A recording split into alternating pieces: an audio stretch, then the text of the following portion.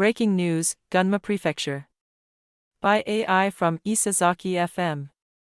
On the 13th, the prefecture announced that the number of patients with whooping cough, a condition characterized by prolonged severe coughing, had risen to 210 in the week ending on the 10th of this month. This brings the cumulative total since January of this year to 2,041, more than 5 times the previous annual high of 350 in 2019 since 2018, when complete reporting was introduced.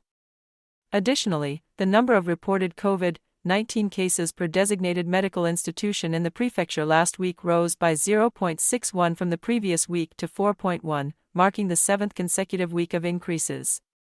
This is the first time in 19 weeks that the number has exceeded 4.